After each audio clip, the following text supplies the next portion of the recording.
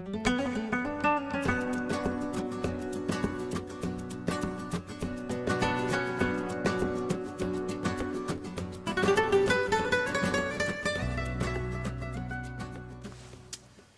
Tom Mays, Integrated Equine Therapies.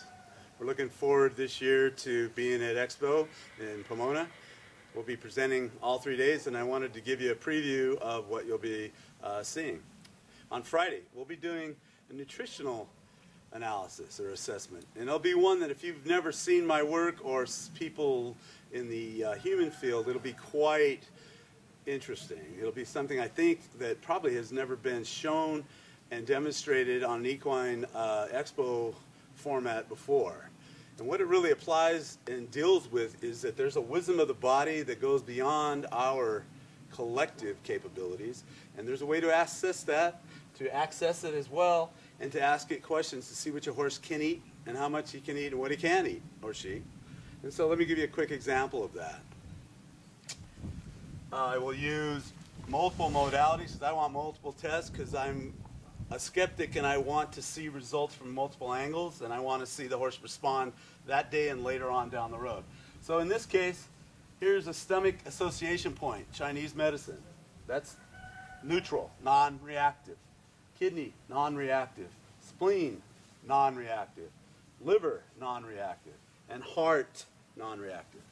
The osteopaths, we go in and engage the tissue, and it will be in spasm if it's in dysfunction. So here's where the kidney sits. So simple, high-tech tool, flinch test. Kidney's good. Stomach, fine. Liver, huge liver, fine. And the heart, that'll be fine. Now, if I put a substance on the body, this is where it gets interesting. The body reads it vibrationally, electromagnetically, instantly, as long as it gets a good connection, right through the container. So now this particular substance is bionegative, meaning it's pretty toxic. It happens to be one of the most common processed foods utilized in the equine world right now, and it's been genetically modified recently to create serious neurotoxicity. So let's take a look at what it does, the body can give us a prediction of what it does. Association point, stomach, hot, take it off, good. Kidney, put it on, reactive. Liver, reactive. Stomach, again, reactive. If I reach under for the heart, that's really reactive to the heart. Very cardiac neurotoxic. This is an assessment tool that is incredibly valuable, and you can learn to do that. We teach that at all of our equine classes primarily. It is a highly valuable tool for you to utilize on your daily basis or in your practice, or if you're a trainer at your stable or your friends or whatever.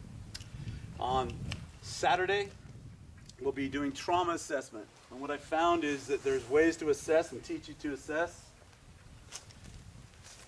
traumas that happen, especially in the front end of the horse, that create lameness issues. Probably over 50% of all lameness issues that later on are identified, and you're going to the vet and being assessed for, whether it be distal leg lamenesses, rear end lamenesses, lumbar lead problems, bucking, and so on.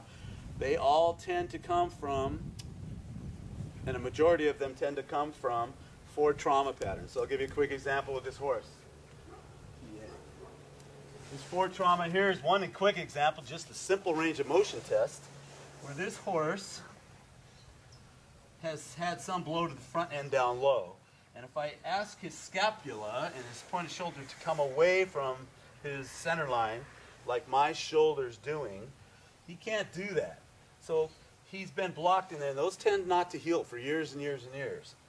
The other thing that will do is it will create a problem where he can't reach backwards. There's no posterior stride. So he will come through fine, and then as he gets here, he has to come off because he can't go through. That's a choppy, trotting, forehand, heavy on the forehand horse. Many of you have ridden it or have one at home right now. These are extremely common. So watch as I look for that posterior stride. That's it. That knee should come all the way back. It should be a fluid movement.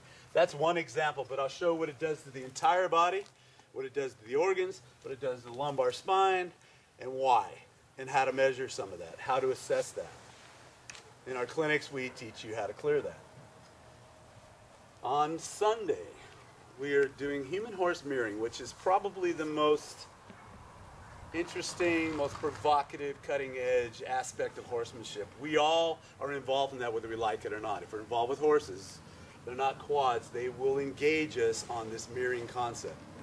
Dogs, cats do it too, horses have their own way. And what I mean by that is there's a physical level to that, where your physical body's off, maybe you have a leg that's rotated back, you're weighting the saddle different, you can't release your hips, so on and so forth. Those are fairly well covered and are covered in our work, but certainly really, really good riding trainers have to address that. What I'm talking about is human horse mirroring from a deeper to the deepest level. Horses, if you're really connected to them and they've engaged you, know you, they know your most intimate problems, they know your physical problems, they know your area of greatest restriction, they are walking MRIs. One of the greatest studies that I intend to do would be to simply collaborate what they know and engage that with modern diagnostics.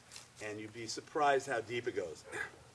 So we'll be coming in with a horse and a human that has some shared issues and showing how they interact and how they move. We'll bring up some volunteers and find volunteers that we select that have some spasm organs and how when they touch the horse reacts to that. That organ on the horse will react. Anyway, it's fantastic. It is the essence of Equus, the melding with Equus.